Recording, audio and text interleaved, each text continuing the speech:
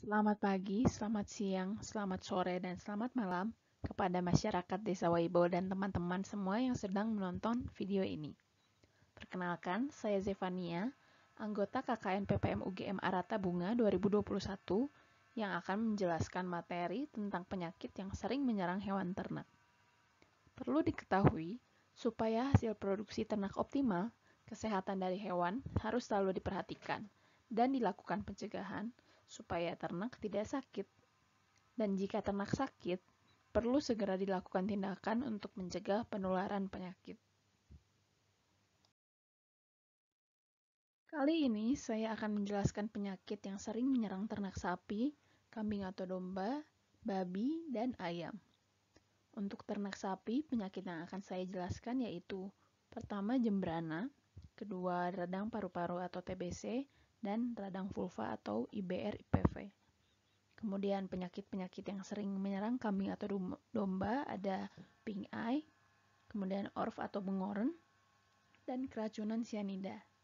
Pada babi, penyakit yang sering menyerang yaitu ada African swine fever, ada swine fever atau kolera, dan white scores. Kemudian untuk ternak ayam seringkali ditemui penyakit-penyakit seperti tetelo atau Newcastle disease, berak darah, koksidiosis, dan berak putih atau pulorum. Pertama, saya akan menjelaskan penyakit-penyakit yang sering menyerang pada sapi. Penyakit jembrana disebabkan oleh retrovirus dari anggota grup lentivirus dan disebut jembrana disease virus atau JDV. Usia yang diserang yaitu semua umur, terutama sapi yang sedang bunting. Dan spesies yang rentan terhadap penyakit ini adalah sapi Bali. Penularan terjadi secara horizontal, yaitu kontak langsung antara sapi sakit dengan sapi yang sehat. Gejala-gejala yang akan terlihat ketika sapi terserang penyakit ini adalah kebengkakan kelenjar limfe. Nah, kebengkakan ini akan terlihat pada daerah bahu, lutut, dan bawah telinga. Kemudian ada demam. Demamnya ini berkisar dari 40 derajat sampai 42 derajat Celcius. Kemudian, sapi juga mencret yang sering bercampur dengan darah dan pengeluaran ingus berlebih. Nah, pengeluaran ingus berlebih ini awalnya encer dan bening. Kemudian lama-lama akan berubah menjadi kental.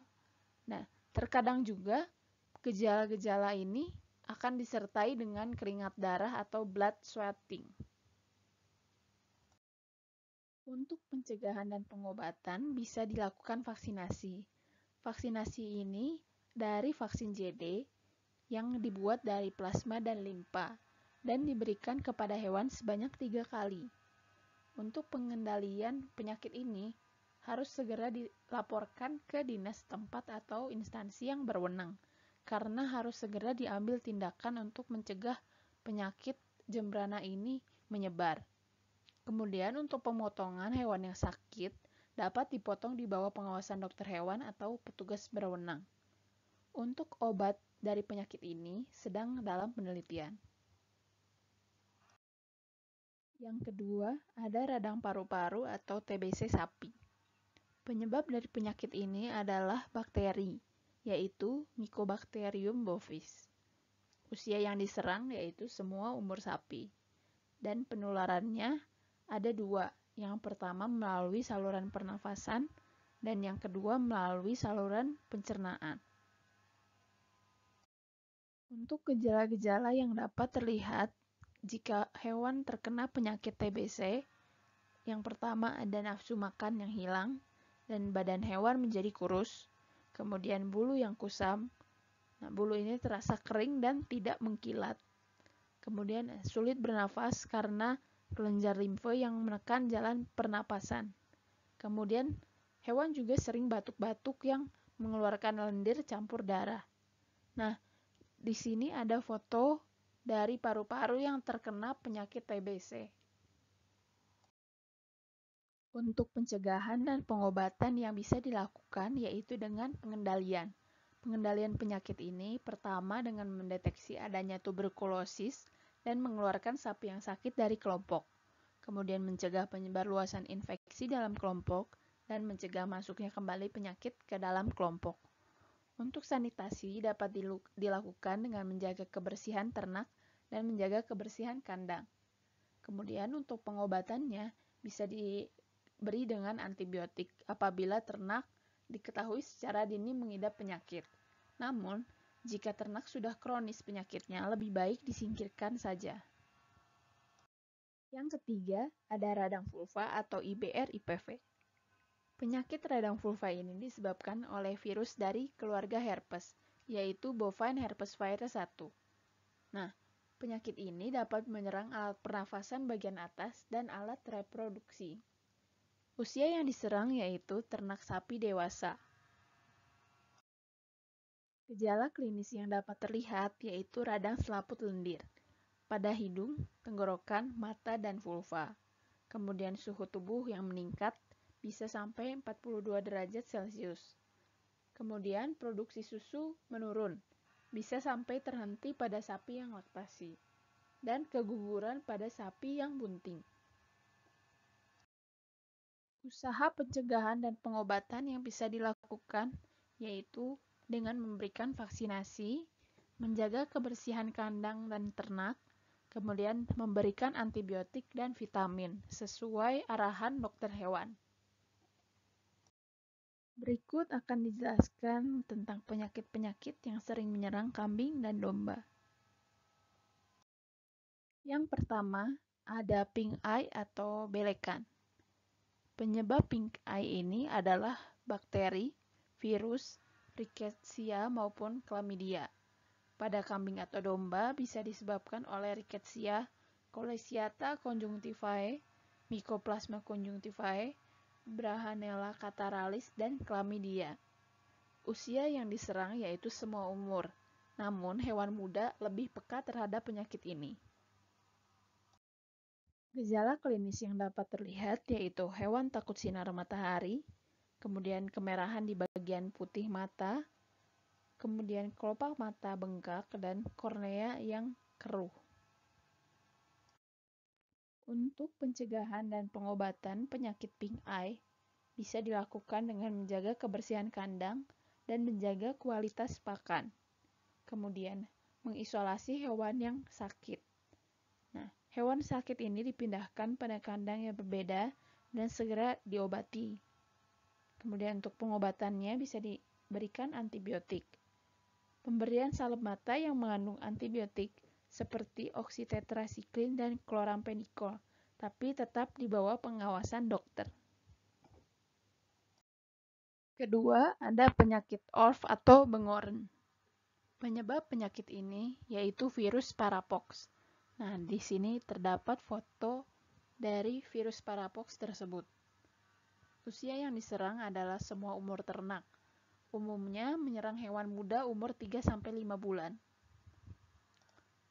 Cara penularan penyakit ini terjadi melalui kontak luka kulit pada saat menyusui, kontak kelamin, dan bahan yang mengandung virus. Gejala-gejala yang ada pada penyakit ini yaitu lesi. Lesi ini berupa lepuh pipih, bernanah, dan berkeropeng pada moncong dan bibir, terlihat seperti di gambar. Kemudian ada peradangan pada kulit sekitar mulut, kelopak mata, alat genital, ambing, dan kaki. Untuk mencegah penyakit ini bisa dilakukan vaksinasi, yaitu autovaksin di daerah endemik. Kemudian mengisolasi hewan yang sakit. Hewan yang sakit dipindahkan pada kandang yang berbeda dan segera diobati. Kandang yang tertular harus didesinfeksi terlebih dahulu sebelum dipakai kembali. Kemudian untuk pengobatannya bisa diberikan antibiotik dan multivitamin. Pemberian antibiotik spektrum luas untuk mencegah infeksi sekunder. Nah, luka dan keropengnya bisa digosok menggunakan betadine. Yang ketiga, ada keracunan sianida atau keracunan zat lain. Penyebabnya adalah hewan memakan pakan yang mengandung sianida atau racun lain. Dan usia yang diserangnya yaitu semua umur hewan.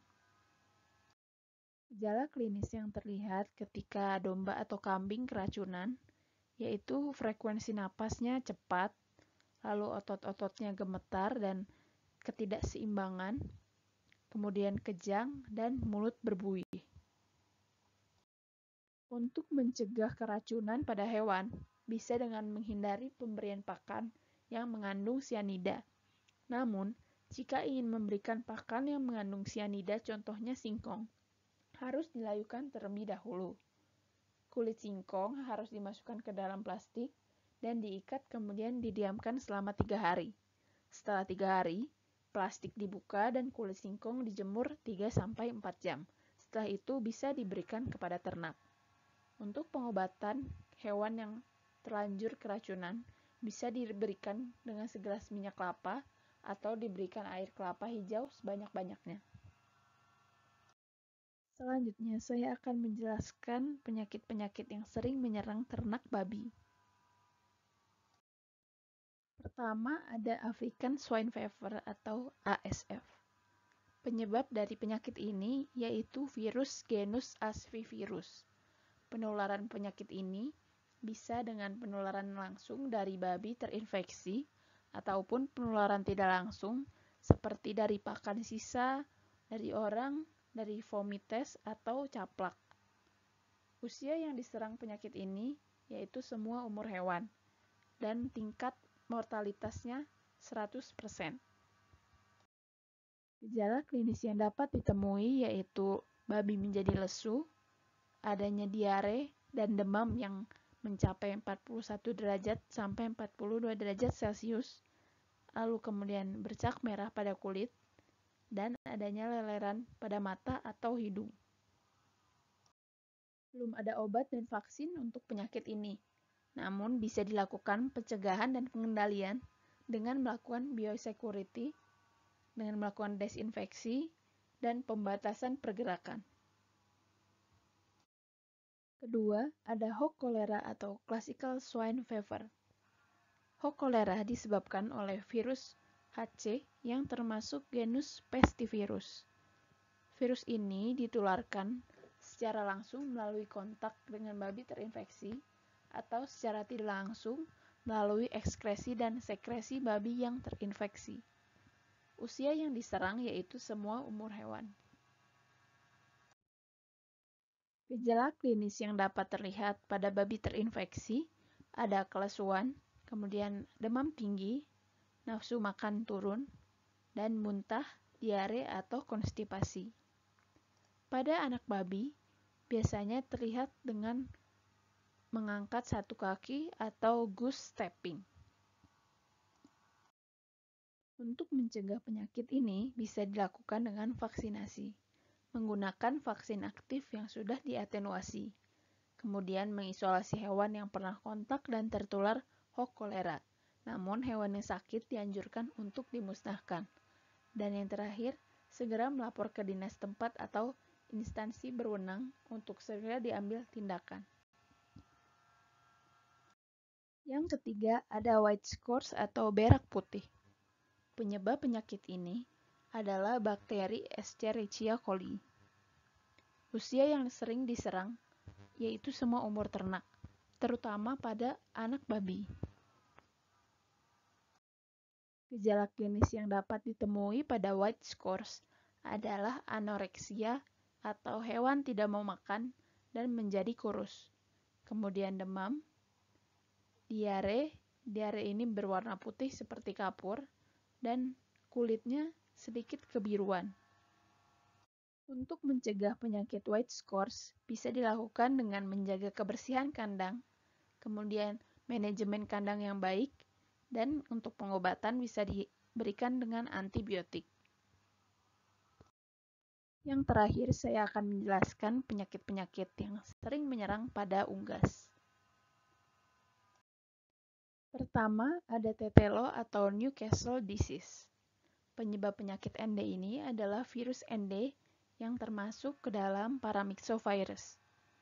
Penularan penyakit dari satu tempat ke tempat lain terjadi melalui alat transportasi, pekerja kandang, burung dan hewan lain, debu kandang, angin, serangga, makanan, dan karung makanan yang tercemar. Dapat pula melalui transportasi dari karkas ayam yang tertular virus ND dan ayam dalam masa inkubasi. Usia yang sering diserang adalah semua umur unggas, dan ayam umur muda lebih rentan terhadap penyakit tetelo. Gejala klinis yang dapat terlihat yaitu sesak nafas, megap-megap, ngorok, bersin, dan batuk-batuk. Kemudian tortikolis. Tortikolis adalah gangguan saraf, sehingga kepala unggas dapat berputar 180 derajat.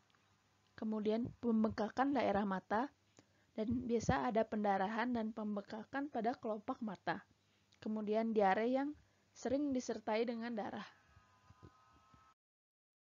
Untuk mencegah penyakit ini bisa dilakukan dengan menjaga sanitasi dan kebersihan kandang, kemudian vaksinasi, dan pemberian vitamin dan antibiotik untuk mencegah infeksi sekunder. Yang kedua, ada berak darah atau koksidiosis. Penyebab dari penyakit ini adalah protozoa genus Eimeria. Usia yang diserang yaitu ayam 4-5 minggu, itik dan kalkun 6-8 minggu, dan angsa 3-12 minggu. Koksidiosis ini menyebabkan pertumbuhan unggas yang tidak optimal akibat menurunnya efisiensi penyerapan nutrisi pakan. Gejala-gejala klinis yang dapat ditemui pada koksidiosis ada anoreksia, kemudian bulu berdiri, pial dan jenggernya pucat, dan kekurusan, bahkan sampai kematian. Untuk mencegah penyakit ini bisa dilakukan vaksinasi secara teratur dan menerapkan biosecurity, yaitu pemisahan unggas muda dan unggas tua, meningkatkan sanitasi dan kebersihan kandang, dan mengisolasi hewan yang sakit. Untuk pengobatannya bisa diberikan dengan obat yang bersifat koksidiostat atau koksidiosida. Yang terakhir ada berak putih atau pulorum. Penyebab dari penyakit pulorum ini adalah bakteri Salmonella pulorum. Usia yang diserang yaitu lebih sering menyerang anak ayam, dan hewan yang rentan adalah ayam dan kalkun.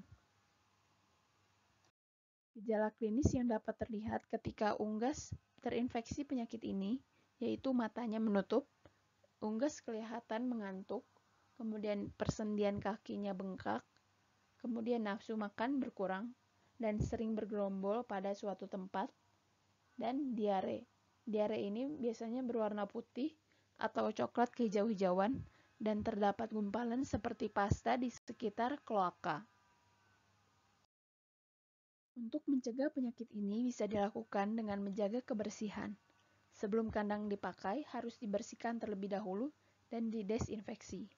Yang kedua, melaksanakan pengujian pulorum minimal 2 kali berturut-turut dengan selang waktu 35 hari.